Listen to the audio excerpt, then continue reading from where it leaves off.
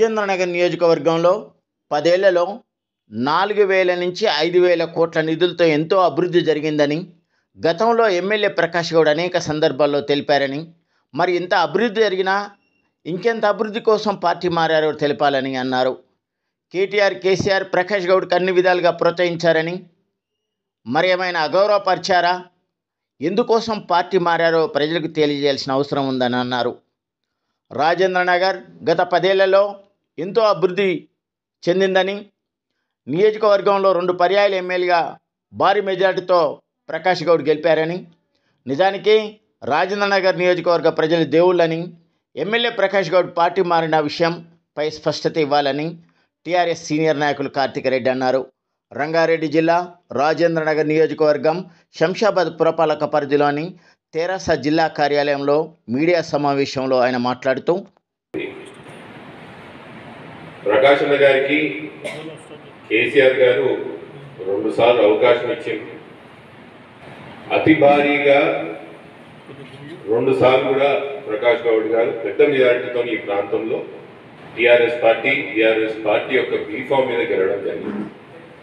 కేసీఆర్ గారి నాయకత్వంలో, ఆయన ప్రాతినిధ్యంలో ప్రకాష్ అన్నకు విపరీతమైన అధికారాలు ఈ నియోజకవర్గంలో ఇవ్వడం జరిగింది. ఒక మగటం లేని మహారాజుగా చలామణి అయినాడు ప్రకాష్ అన్న అంటే దానికి ముమ్మాటికి కేసీఆర్ గారి యొక్క ప్రోద్బలం, కేసీఆర్ గారి యొక్క నాయకత్వం, కేసీఆర్ గారి యొక్క పార్టీ వల్ల విషయం అందరూ కూడా గుర్తుపెట్టుకోవాలా. 2 సార్లు ఈ ప్రాంతంలో ఎమ్మెల్యే అయిన తర్వాత కేసీఆర్ గారి నాయకత్వంలో, కేటీఆర్ గారి నాయకత్వంలో రాజేంద్రనగర్ నియోజకవర్గం యొక్క దశ మారిందనే విషయం మనం కూడా ఒకసారి గుర్తుపెట్టుకోవాలి. 10 ఏళ్ల కిందట నియోజకవర్గం ఏ విధంగా ఉండే, తెలంగాణ రాష్ట్రం వచ్చిన తర్వాత కేసీఆర్ గారి నాయకత్వంలో, కేటీఆర్ గారి యొక్క నాయకత్వంలో రాజేంద్రనగర్ నియోజకవర్గం విపరీతంగా అభివృద్ధి చెందింది. గుర్తుపట్టలేని యొక్క స్థితిలో మన నియోజకవర్గం ముందు పోయిందనే విషయం మీ అందరికీ గుర్తు చేస్తున్నారు. ఈరోజు నాకే కాదు, నియోజకవర్గంలో 135,000 ఓట్లు అనుకుంటారు ఈసారి బీఆర్ఎస్ పార్టీకి ఓట్లు నమోదైనవి. ఈసారి నమోదైన ఓట్లో 135,000లో అందరూ కూడా ఒకటే ప్రశ్న ప్రకాష్ అన్న గారికి అడుగుతున్నారు, కేసీఆర్ గారి యొక్క నాయకత్వంలో రాజేంద్ర నియోజకవర్గానికి ఏం తక్కువ జరిగిందని, బీఆర్ఎస్ పార్టీలో, టీఆర్ఎస్ పార్టీలో మీకు ఏమి తక్కువ జరిగిందని, అధికారంలో ఉన్న ఈ 8-10 సంవత్సరాల్లో మీకు ఎప్పుడన్నా కేసీఆర్ గారి దగ్గర అగౌరవం ఏమైనా కనిపించిందా, ఏ కారణంతో మీరు పార్టీ మారాల్సి వచ్చిందనేది ఈరోజు రాజేంద్రనగర్ నియోజకవర్గంలో అందరూ కోడై కూర్చున్నటువంటి అతి ముఖ్యమైన ప్రశ్న అదే. ఈరోజు కాంగ్రెస్ పార్టీలో కొత్తగా ఏం అభివృద్ధి చేద్దామని పోయినారనే విషయం ప్రజలు మీకు అడుగుతున్నారు, దానికి సమాధానం చెప్పాల్సిన అవసరం ఉన్నది. మన నియోజకవర్గంలో దాదాపు ప్రకాష్ అన్న గారి మేనిఫెస్టోలే చాలా విషయాలు పెట్టిరు. దాంట్లోనే చెప్తున్నాను, దాదాపు ఈ నియోజకవర్గంలో కేసీఆర్ గారి యొక్క హయాంలో 4 నుంచి 5,000 కోట్ల అభివృద్ధి జరిగిందని ప్రకాష్ అన్న గారే చాలాసార్లు మనకు చెప్పడం విన్నాం కదా. మళ్ళీ అంత అభివృద్ధి జరిగినటువంటి నాయకత్వం నుంచి, అంత అభివృద్ధి చేసినటువంటి పార్టీ నుంచి, అంత మీకు ప్రోత్సహించిన, అంత మేము ముందర పెట్టి నడిపిన వంటి కేసీఆర్ గారికి వదిలిపోవాల్సిన అవసరం ఏమున్నదనేది ఈరోజు సమాధానం చెప్పాల్సిన అవసరం ఉన్నది. కాంగ్రెస్ పార్టీలో పోతే కొత్తగా అభివృద్ధి అవుతుందని చెప్తున్న వంటి ప్రకాష్ గౌడ్ గారు నియోజకవర్గానికి రానున్న రోజుల్లో ఏం ప్రణాళిక వేసుకున్నారు, ఎటువంటి అభివృద్ధి చేయిస్తారనే ఒక చెప్పాల్సిన అవసరం కూడా ఉన్నది. మన ప్రాంతంలో, ముఖ్యంగా శంషాబాద్ ఈ ప్రాంతంలో 111 పెద్ద సమస్య. కేసీఆర్ గారు మాట ఇచ్చిండ్రు, 3-1 తీసేస్తామని. మనం ఒక ఎన్నికల కన్నా ముందే, సంవత్సరం ముందు దీన్ని 69 తీసుకొచ్చి అధికారంలో రాగానే ఈ ప్రాంతాన్ని కొత్తగా జోనింగ్ రెసిడెన్షియల్ కింద తీసుకోవాలనే ఒక ఆలోచన కూడా కేసీఆర్ గారికి ఉండే.